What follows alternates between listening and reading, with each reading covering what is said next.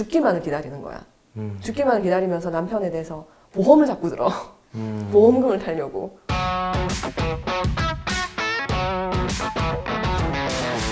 아니, 배우자분이 이제 만약에 그럴 리는 없겠지만 바람이 났다. 네. 그러면은 한 번쯤 용서하고 그냥 관계를 회복하실 거예요? 이게 아니면... 뭐 저는 지금 생각으로는 한 번쯤 하지 않을까 하는 생각인데 애가 있어서 그런가? 뭐 여튼 한 번쯤 할 생각인데 이제 또 그 우리 상담하다 보면 이제 처음엔 그렇게 생각했다 하더라도 실제로 이제 그걸 맞이하시는 분들은 그게 또 말처럼 쉽게는 안 되는 것 같더라고요. 맞아요. 엄청 정신적으로 고통스러우니까 일단은 그럼 만약 배우자분도 마찬가지실까요? 네, 그런 얘기 한번 했었던 것 같아요. 서로 뭐 어떻게 하기로 했어요? 서로 한 번 용서해주자 뭐 이렇게. 예, 한 번은 용서. 한 번의 기회는 있으시네요. 예, 한 번 정도는 어떻게? 3천만 원만 있으면. 그래서 뭐 경우에 따라서 나는 이혼을 안 해주는 방식으로 복수하겠다 뭐 이런 경우도 있잖아요. 그래서 너를 평생 뭐 상간녀로 혹은 뭐 너를 평생 상간남으로 살게 하겠다 이런 방식의 복수를 선택하는 경우도 있어요. 그럴 경우에 이제 이혼이 안 되잖아요. 그럼 이런 불륜 커플들 어떻게 살게 되고 어떤 불이익이 있을까요? 마냥 행복할까요? 사랑만으로 살 수 있을까요? 대한민국 일부일처제란 대한민국 법 제도 아래서 뭐 정말 사랑만으로 불륜 커플 잘 지낼 수 있을까요? 여건적으로? 홍상수, 김민희 커플 같은 경우에는 뭐 칸 영화제도 동반으로 막 나오고, 그러니까 국내 영화제, 뭐 부산국제영화제 최근 했잖아요. 이런 경우 초청받아도 안 오세요.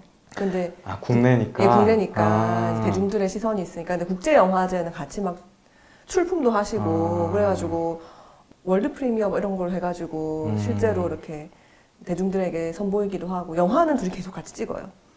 감독, 배우 이런 지위에서 계속 영화 찍고 활동하고 계세요. 위자료를 계속 지급하려면 열심히 일하긴 해야 되겠네요. 두 분 같은 경우에는. 근데 모르겠어요. 홍상수 씨의 아내분께서는 별도로 상간자 소송 같은 거 안 하시는 것 같아요. 그러니까 한다고 하면 그런 소송 진행 중이라는 것들이 기사에 떠야 떴을 되는데 건데 그냥 아무것도 하지 않고 그냥 남편 돌아오기만을 기다리고 있는 것 같아요. 그러니까 그냥 복수심으로 나는 뭐 절대 너희들 잘 살게 뭐 이혼 안 해줘.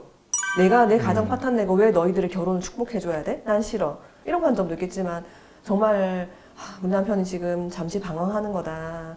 내가 종교의 힘으로 정말 모든 걸 다 포용할 테니 돌아와만 달라. 그 상간녀랑 낳은 애도 내가 다 키울게. 돌아와만 달라. 이제 이런 관점도 있을 수는 있다. 그랬을 때 과연 그게 이제 성립 가능한가? 법적으로요, 그죠? 법적으로. 네. 그래서 이제 홍상수, 김민희 커플은 마이웨이 커플이라는 별명이 있더라고요. 다른 사람들 인정해주지 않아도 마이웨이. 좋네요. 우리의 길을. 마이웨이 좋네요. 댓글 지금 악성 댓글 막. 자기를 아니라고. 네. 근데 진짜로 두 분 결혼하신 줄 알았어요. 근데 보통 그렇게 생각 많이 할 것 같은데. 그러니까 사실은 이렇게 이혼을 해주지 않으려는 이유 중에 하나가 정말 뭐 이 사랑이 지고지순해서 내 가정을 정말 꼭 지키고 싶어서 이런 것들도 있겠지만, 사실 이제 이혼을 하는 순간 상속을 못 받게 되거든요. 다시 말해서 상간녀는 뭐 30년을 살든 40년을 살든 평생 살아도 상속을 못 받는다. 그렇죠. 그렇기 때문에 그런 점에서 이제 그 불륜을 선택한 이 결혼 생활이 참 실익 없이 종지부를 맺는, 물론 돈은 다가 아니지만 사랑으로 잘 살았으니까 괜찮을 거예요. 사랑을 잘 살았으니까. 그렇죠. 뭐 상속 따윈 필요 없다. 그렇죠. 쿨하게. 네. 쿨내 나는 사람이네요. 근데 이제 자녀는 너무 좀 그래요. 그렇죠. 이제 근데 또 자녀는 상속을 받을 수 있으니까 이제 그걸 또 이용하는 방법도 있을 수도 있겠네요. 그러니까 불륜 커플들이 낳은 자녀는 법적으로 혼외자, 그러니까 쉽게 말하는 사생아가 되는 거죠. 내 아버지가 법적으로 내 아버지라고 말하기가 힘들다, 혹은 내 엄마가 누구라고 말하기가 힘들다, 뭐 이런 식으로 되는 거죠.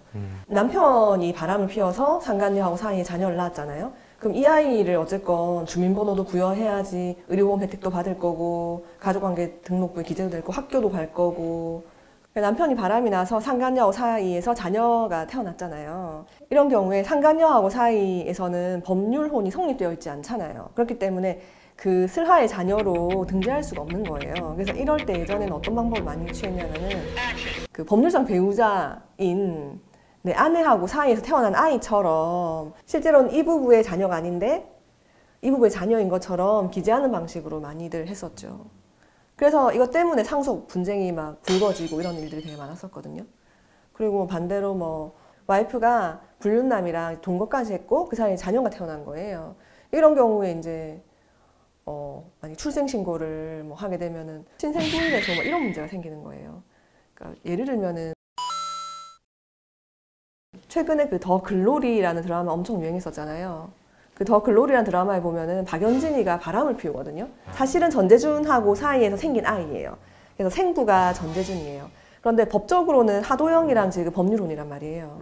그렇기 때문에 이 아이는 전재준과 박연진이 아니라 하도영과 박연진의 자녀로 추정이 되는 거예요.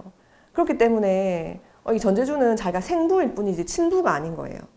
그러면은 이 관계를 바로잡으려고 하면 친생부인의 소라는 거를 제기를 해야지 이 아이의 뭐 생부를 친부로 만들 수가 있는데 그 역할을 박연진이 하지 않는 한은 사실상 이 친생부인의 소 원고 그 적격이 제한되기 때문에 생부인 전재준 입장에서 할 수 있는 게 없는 거예요.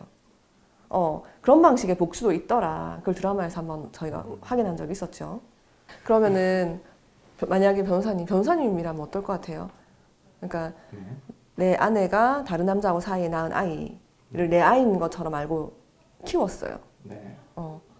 그런데 그 생부라는 사람이 얘는 내 아이니까 찾아가겠다 막 그래요. 네. 어떠실 것 같아요? 네 아이니까 데려가라 이렇게 하실 것 같아요? 제가 애가 지금 18개월 키워봤는데요. 네.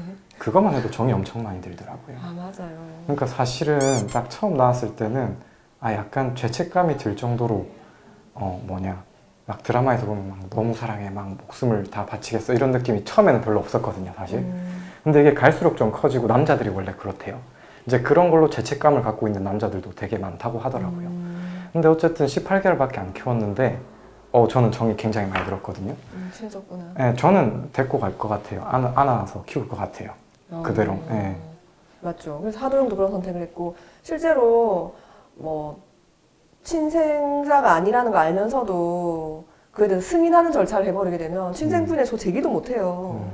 그러니까 뭐 박연진이가 난 친생부인의 소를 제기해서 나는 전재준이랑 새 출발할 거니까 데리고 전재준 친부 만들어주겠다 하더라도 법적인 친부가 그냥 승인해버리게 되면은 친생부인의 소를 또 제기 못해요.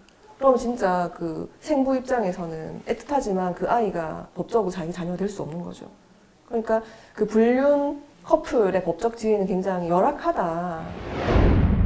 제가 봤던 드라마에서 봤던 케이스 중에서는 남편이 말기 암 환자고 그 동거하고 있는 상간녀는 이제 이혼만 해주면 자기가 혼인신고를 해서 법적인 배우자의 지위가 되니까 적법하게 간이식을 해주겠다는 이런 입장인 거예요. 그런데 이제 아내분은 복수를 하고 싶은 거지. 그래가지고 이혼 안 해줘. 그리고 죽기만을 기다리는 거야. 죽기만을 기다리면서 남편에 대해서 보험을 자꾸 들어. 보험금을 타려고. 그런 경우도 봤거든요. 그런 케이스. 그렇죠. 법적으로는 진짜 이러한 지위를 이용해서 이렇게 복수할 수도 있겠다. 물론 뭐 그 드라마에서는 그냥 원만하게 정리가 됐어요. 그러니까 이혼해주는 걸로 하고 그 아들이 뭐 간이식 해주는 뭐 그런 방식으로 정리가 되긴 했거든요. 어떠실 것 같아요, 만약에? 내 거는 못 대주겠는데 이혼은 해주지 않을까요? 그러니까 어쨌든 뭐 굉장히 오랜 기간 함께 같이 했을 텐데 뭐 이런 이유로 이혼을 안 해준다는 건 좀 말이 안 될 것 같고, 그리고 우리 전에 간이식 관련해 가지고 이제 그런 거 안 해줄 때 이혼 사유가 되냐 뭐 이런 얘기도 한번 했었던 것 같은데 이 케이스는 그거 아니더라도 다른 걸로 엮을 게 좀 많지 않을까요? 이혼 가능할 여지가 좀 있지 않을까요? 그렇죠. 그러니까 설령 그 상대방 유책 배우자를 하더라도 오기나 보복적 감정으로 이혼에 불응하는 것 같은 왜 좀 일들이 에피소드들이 있어서 한번 이혼 소송 트라이 해보는 게 괜찮겠다. 그러니까 남편분 입장에서는 내가 지금 살아야 되는데 그런 것도 협조 안 해주는 배우자가 정말, 그리고 내가 죽으면은 보험금 타려고 보험 넣고 있는 이런 배우자가 정말 나와의 관계 회복을 원하고 있는 게 맞느냐, 이런 관점에서 변론을 한다고 한다면 설령 이 남편분 유책 배우자지만 이혼이 받아들여질 여지가 있을 것 같다는 생각이 들었어요. 네, 저도 그런 생각입니다. 네. 변호사님 어떻게 생각하세요? 이혼을 안 해주는 게 복수일까요? 아닐까요? 궁금하긴 해요. 자기도 너무 괴롭지 않을까요? 그 뭐 결혼이 삶의 모든 의미를 가져다 주는 건 아니지만 이제 그런 식으로 살아가는 게 의미가 있을까? 저는 그런 생각이라서 저는 한번 아까 봐줄 건데요. 이제 어쨌든 그런 게 이제 좀 문제가 불거지면 저는 그런 데서 있어서 고민은 안 할 것 같아요. 내가 얘를 괴롭히기 위해서 이혼을 안 한다? 뭐 이런 고민은 없을 것 같고 내가 좀 더 비참해지고 이런 걸 막아야 되겠다.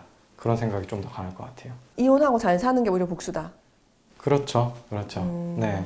그러니까 제도적으로 이혼을 하고 나서도 잘 살 수 있는 어떤 여건들이 더 보완되어야 할 것 같아요. 그러니까 아직까지는 남편의 경제력에 의존하고 살게 되는 구조인 부분이 큰데 이혼하게 되면 더 이상 뭐 소정의 정말 작은 양육비만 받고 아이들을 키워야 되는 이제 한부모 가정의 엄마 역할을 해야 되는 입장이라고 한다면은 사실은 그런 경제적인 이유 때문에라도 이혼을 아이들을 난 반듯하게 잘 키워야겠다 이런 이유 때문이라도 이혼을 못 하게 되거든요. 그렇기 때문에 그런 제도적 보완이 필요하다. 이혼하고 잘 사는 게 복수일 수 있게 제도가 좀 완비되어야 될 것 같다는 게 저의 생각입니다.